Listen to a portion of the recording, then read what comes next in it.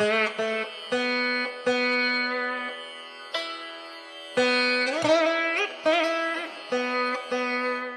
world's largest astrological community.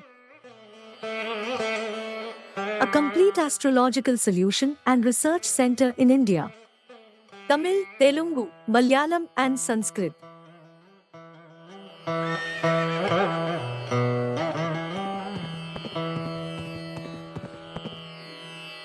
Sahadevar online astro TV.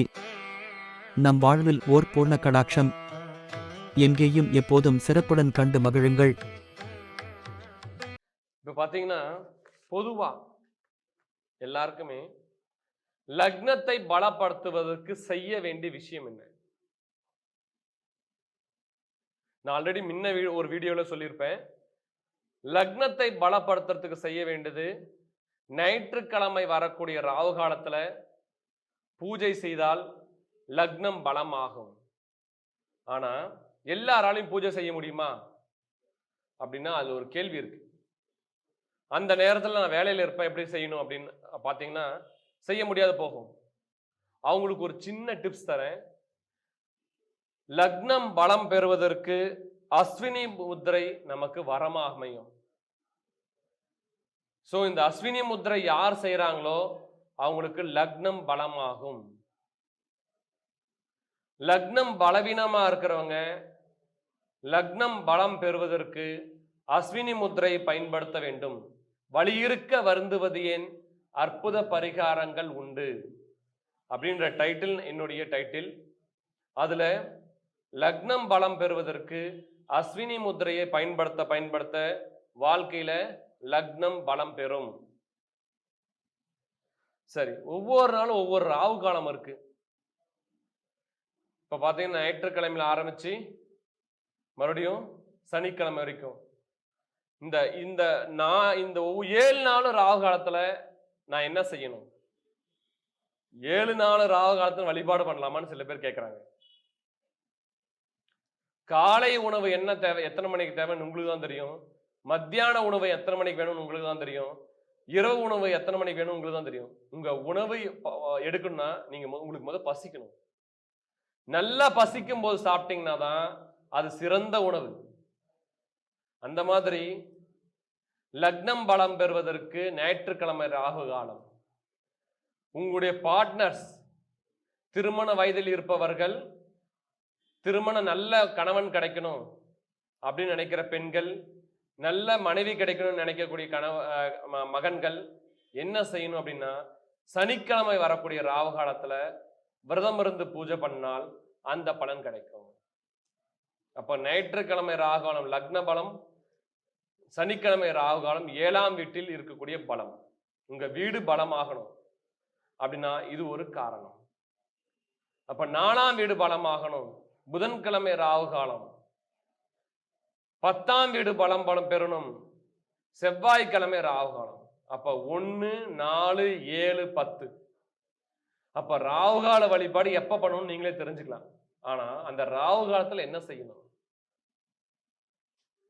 எல்லாரும் என்ன சொல்லுவாங்க? கரெக்டா நெகட்டிவ் சொல்லிடுவாங்க. ஆனா யாரும் அதை பாசிட்டிவ் ஆக்குற வழி சொல்ல மாட்டாங்க. ஜோதிடத்துல பெரிய விஷயம் இதுதான். எல்லாரும் நெகட்டிவ் சீக்கிரம் சொல்லிடுவாங்க. மோசமான ஜாதகத்தை வெல்வது எப்படி? மோசமான ஜாதகத்தை மோசமாக்காம இருப்பது வெல்வது எப்படின்றது நான் உங்களுக்கு சொல்ல போறேன். உங்க ஜாதகம் மோசமாவே இருக்கட்டும், அதை வெல்வதற்கு வழி உண்டு. அப்ப மோசமான ஜாதகத்தை மோசமானவர்களிடம் இருந்து வெல்வது எப்படின்னு முதல்ல தெரிஞ்சுக்கணும். ஒரு கெட்டவன் கையில ஒரு கெட்டதை போய் சிக்க கூடாது. ஒரு கெட்டவன் அவன் கையில என்ன பண்ணக்கூடாது? ஒரு கெட்ட விஷயம், ஒரு நல்லவன் போய் சிக்கிட்டானா அவன் ஜாதகம் கெட்டு போயிடுமா. சூரிய பகவான் கேட்கிறார், என்ன கேட்கிறார்னா, செஞ்சோற்று கடனுக்காக நீ போய் துரியோதன இருந்துட்டியே அப்படின்றார். உடனே தன்னுடைய அப்பா நான் என்ன செய்யட்டும் அப்படின்னு. கிருஷ்ணன் நல்லவன்பா, அவங்கிட்ட போவாத போயிட்டே, உன் வாழ்க்கையில இருக்கக்கூடிய எல்லா தர்மமும் வீணாயிடுச்சு அப்படின்னாராம். அப்போ லக்னம் பலம் பெறணும்னா சூரிய ஆராதனை முக்கியம். சூரிய ஆராதனை இல்லாம லக்னம் பலம் பெறாது. 7 ஜென்மம் சூரிய ஆராதனை செய்தவன் 7 ஜென்மம் சிவ ஆராதனைக்கு வரான். 7 ஜென்மம் சிவ ஆராதனை செய்தவர் 7 ஜென்மம் விஷ்ணு ஆராதனைக்கு போறார். அப்போ விஷ்ணு ஆராதனை பண்ண பண்ண வாழ்க்கையில நிறைய வளங்கள் கிடைக்கும். அதனாலதான் சூரியனோட நாராயணன் சேர்த்து சூரிய நாராயண நமகா அப்படின்னு சொல்றோம். அப்போ சூரியன் பலம் பெறணும்னா நாராயண வழிபாடு முக்கியம். சோ நாராயணம் கேரளால பாத்தீங்கன்னா 5 தேவத வழிபாடு உண்டு. கணபதி, சூரியன், சிவன், விஷ்ணு, பார்வதி. இந்த 5 வழிபாடு செய்யறவங்க தான் பிரஷ்ன மார்க்கத்தில் இருக்க முடியுன்றாங்க. அப்ப ஜோதிடர்கள், பிரஷ்னம் சொல்பவர்கள் சூரிய வழிபாடு பண்ணணும் அப்படின்னா உங்க லக்னம் நல்ல பலமா இருந்தாதான் சூரிய வழிபாடு பலிக்கும். அவங்கதான் பிரஷ்னத்தை என்ன பண்ண முடியும்? ததேவ லக்னம் சுதினம் ததேவா, தாராபலம், சந்திரபலம், தெய்வபலம், வித்யாபலம் ததேவா. எந்த லக்னமா இருந்தாலும் பலம் பெறணும்னா அதுக்கு சூரிய ஆராதனை தேவை. அப்போ சூரிய ஆராதனை கொண்டவர்களுக்கு வாழ்க்கையில வெளிச்சங்கள் பல கிடைக்கும். ஏன்னா சூரிய சந்திர நகர் வச்சுதான் நம்ம நிறைய வளமாக முடியும். ஒரு குழந்தைக்கு பேர் வைக்கணும் அப்படின்னு உங்ககிட்ட கேட்கிறாங்க. ஆண் குழந்தையா இருந்தா என்ன எப்படி பேர் வைக்கணும், பெண் குழந்தையா இருந்தா எப்படி பேர் வைக்கணும், ஒரு சின்ன ரகசியம் சொல்லி கொடுத்துறேன். ஆண் குழந்தையாக இருந்தால் அந்த குழந்தை என்ன நட்சத்திரத்தில் சூரியன் இருக்காருன்னு பாருங்க. அந்த சூரியன் அந்த நட்சத்திரத்தில் இருந்தார்னா அந்த நட்சத்திரத்துக்கு எந்த யோனின்னு பாருங்க, அந்த யோனியோட பேர் வைங்க, அந்த குழந்தை பிரகாசமாகும். உதாரணம் அஸ்த நட்சத்திரத்துல ஒருத்தனுக்கு சூரியன் இருக்கு. அப்போ அவர் சுவாதி நட்சத்திரத்துக்கு உண்டான லெட்டர்ஸ் பேரை வச்சாங்கன்னா அவங்க வாழ்க்கையில மேன்மை அடைவார்கள். இதே பெண் குழந்தையா இருக்கு, பரணி நட்சத்திரம் ஒரு குழந்தை பிறந்திருக்கு, ரேவதி நட்சத்திரத்தோட பேர் வச்சீங்கன்னா அந்த குழந்தை வாழ்க்கையில் யோகம் அடையும். அப்போ ஆணுக்கு சூரிய நட்சத்திரத்தோடையது நட்சத்திரமும், பெண்ணுக்கு சந்திரன் எந்த நட்சத்திரம் அதனோட யோனியோட நட்சத்திரத்தை பேர் வைக்கும் போது அவங்க வாழ்க்கையில் துன்பத்திலிருந்து விலகப்படுகிறார்கள். ஒரு குழந்தை பிறந்தா 5 பேர் வைக்கணும். அதுல இந்த பேர் ஒண்ணு வச்சு அந்த பெண் வீட்டுல அந்த குழந்தை அட்லீஸ்ட் அந்த பேரான வச்சு கூப்பிடலாம்னா அந்த குழந்தைக்கு அந்த வீட்டுல எப்போதும் செல்வாக்கும் சொல்வாக்கும் பெருகும்.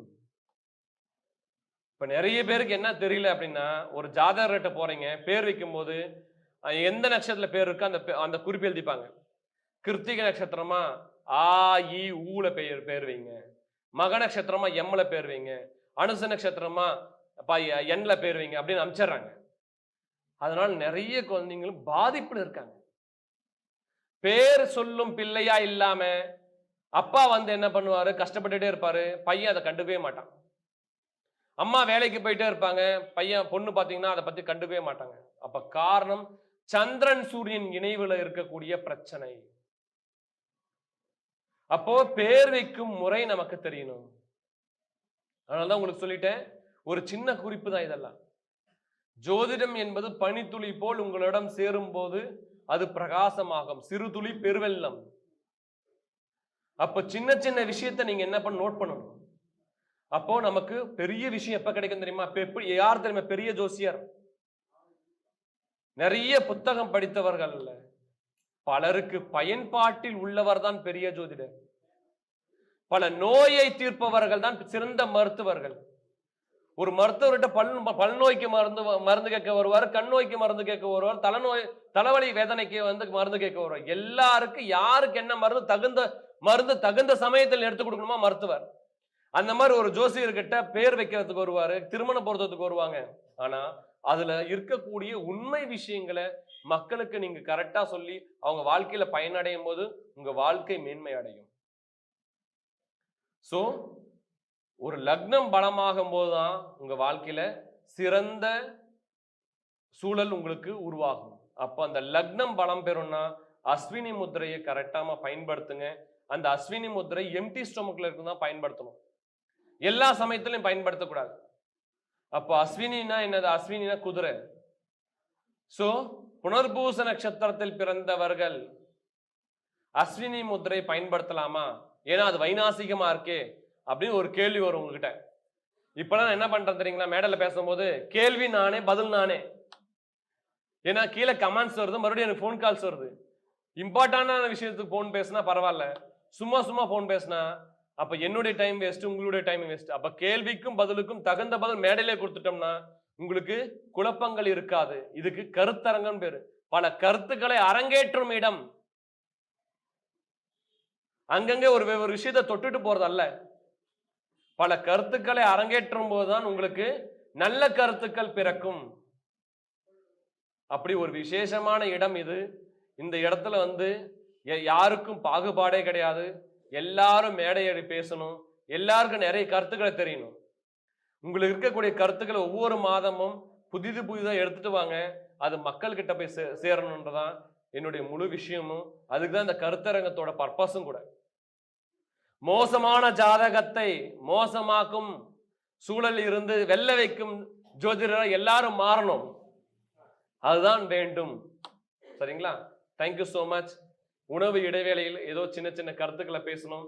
ஸோ அந்த கருத்துக்கள் உங்களுக்கு பயனுள்ளதா இருக்குன்ற நம்பி உங்களிடமிருந்து ஆசி பெறுகிறேன். தேங்க்யூ.